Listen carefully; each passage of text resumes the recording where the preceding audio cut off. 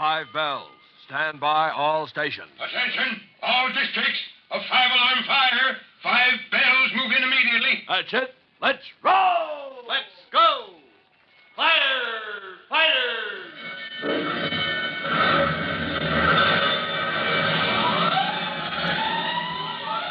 Presenting Firefighters, the true-to-life story of our unsung heroes who stand ready to ride by day or night against our most murderous enemy, the demon of fire.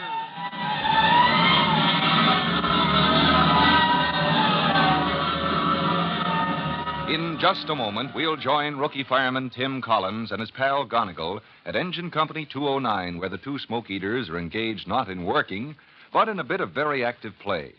Keeping in top physical condition is all important for a fireman. And in between runs, the men who protect the community from the demon of uncontrolled fire spend much of their time exercising to keep their bodies hard and supple, ready to meet the tough demands of their firefighting job. Although they don't realize it, their little game of handball, one of the firemen's favorite pastimes, is very shortly going to be interrupted by one of the most baffling series of mysteries the fire service has ever known. A fire mystery we'll all be deeply involved in, right after this message.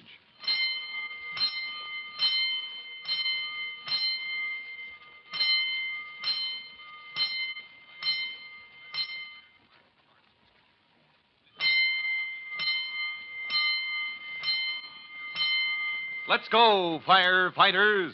Let's go to Engine Company 209, Tim Collins' outfit, where we find Tim and his friend Gonigal relaxing in between fires, happily innocent of a series of events which is destined to be one of the most stirring fire mysteries of their careers. Well, right now, however, Tim Collins is busy trying to solve another sort of a mystery. The mystery of Gonigal's sidearm serve in a red-hot game of handball in the concrete court out back of the fire station. All right, Tim, now watch it. She's coming right at you. I'm ready. Serve it up.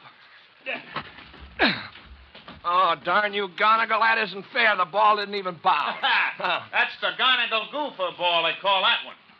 Now, that makes the score 20-9 and still my serve. You all set?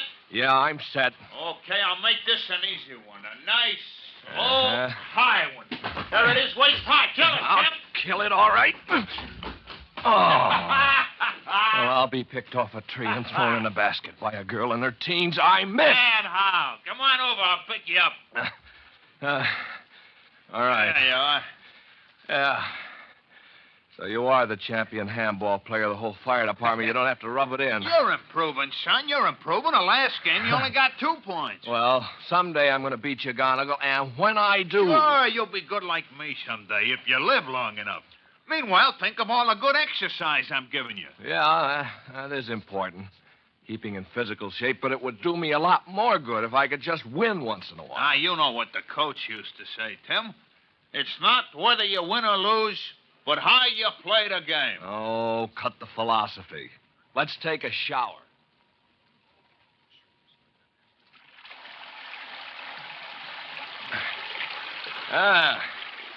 Nothing like a good shower after a workout. Yeah. Hand me the soap, Gonigal. Yeah. Catch. Oh, thanks. Yeah.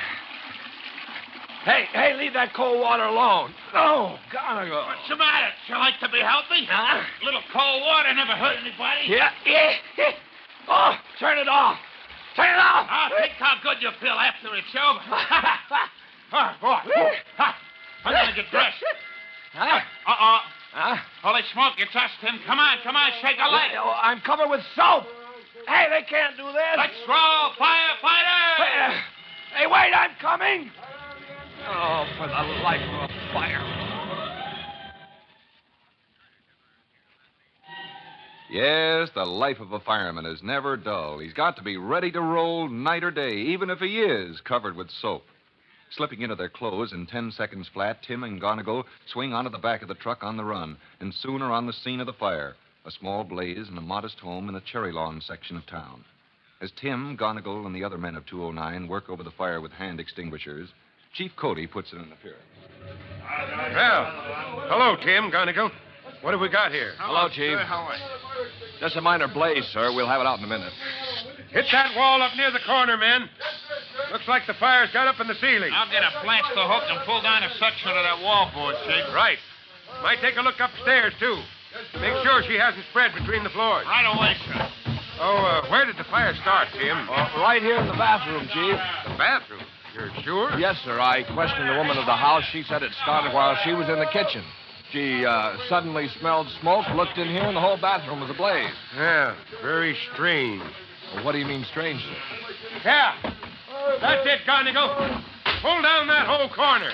Hey, it looks as though the fire did get in the partition, Chief. I thought it might have. Better bring an 1.5 inch line in and douse her good. Coming right up. Hey, Tom. Bring up an inch. You asked me what I mean by this fire being strange. Well, it looks like any other routine fire, sir. Well, for one thing, the bathroom is a strange place for a fire to start. Did the woman have any idea what caused the blaze? No, sir. I asked her, but she was completely baffled. Said she could think of no reason for a fire to break out in there. No electric heaters or lights on? No, sir. I questioned her quite thoroughly. Was there anybody in the house besides her? No, sir. She's been alone all day, she says. Very strange. Very strange indeed. It is rather odd now that I think of it, sir. She said all 4 walls were a mass of flames when she discovered it. Yes, especially with walls like these. They look waterproof, which usually means they're fire resistant, too.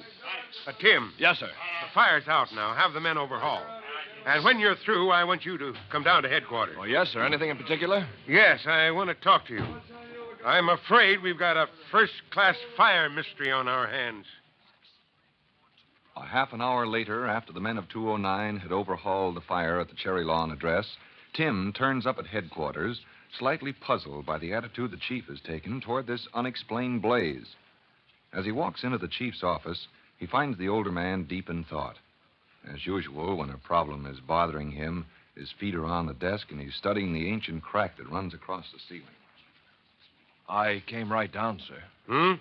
Oh, yeah. You know, I've got to get that ceiling fixed. First thing I know, the whole thing will be coming down on my head. Well, is that what you wanted to talk to me about, sir? Hmm? Oh, no, Tim. You know, son, when you've got a real tough problem and you don't know the answer, you usually look around for some other problem that's easier to think about. That's the way with me and that crack up there. Well, just what is troubling you, Chief? That fire out in the Cherry Lawn section. Oh, yes, sir. I know it is puzzling, the fact that nobody knows how it started, but, well, sir, we've had other unexplained fires. Yes, I know, but this one's different. Or I should say it's the same or very near the same as a lot of other fires lately. The same? Tim, take a look at this map. Oh. A map of the city, I see. Yes. You see these little red crosses? Yes, sir. There's 1, 2, 3. Oh, there's 8 of them altogether, sprinkled all over the city. Oh, what do the crosses mean, sir? They mark the location of fires, of 8 different fires that have occurred during the last 10 days. Well, there's been more than 8 fires throughout the city in the last 10 days, haven't there? Yes, quite a few more. But these 8 are all the same in one particular. They're unexplained, of undetermined origin. All very much like the Cherry Lawn fire. Oh, say, that is strange. Well, no wonder you call this a fire mystery. But while they're all mysterious fires, there's no one thing that seems common to them all. Oh? Here are the records. Yes, sir. Yeah. Fire in dwelling house at River and Pine. Blaze began in dining room. This one started in the kitchen. Here's another in a garage, another in a second-story closet. Here's another one that began in the bathroom. And in every one of these fires, nobody on the premises had the slightest idea of how it began. Complete mystery. Sir, has the arson squad been working on the cases? Night and day, and they're completely baffled. Well, there's got to be an answer somewhere, Chief. Fire just can't Of course start... there's an answer. And I intend to find it. But... Speaking of fire, there's one tapping in, sir. Yeah. That's on Dulcimer, another residential district. That's the only clue we've got so far. All these mysterious fires are in people's homes. And this may be another. Let's roll, son.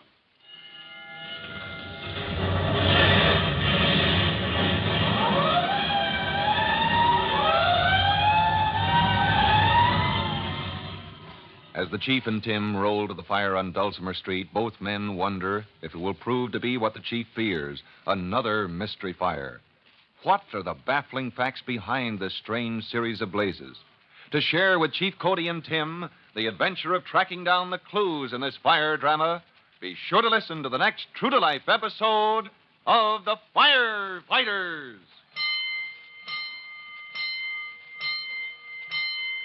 In just a moment, Chief Cody will tell you, boys and girls, how you can help the firefighters in your own hometown. But first, here's a message you ought to hear. And now, here's Chief Bob Cody. Hello, boys and girls. The fire tip I have for you this time is for the special attention of you boys and girls who live on farms. In order to ensure the utmost protection for your home and farm buildings, and to help firemen fight any fire that might start, here's what I suggest you have your parents do.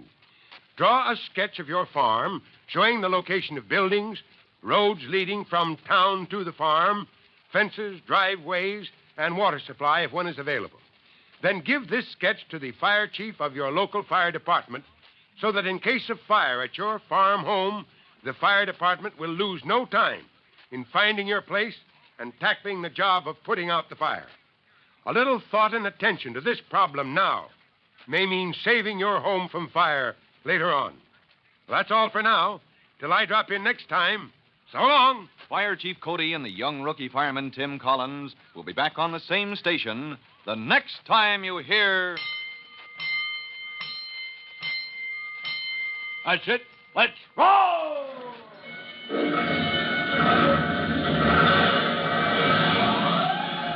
Let's go! Firefighters!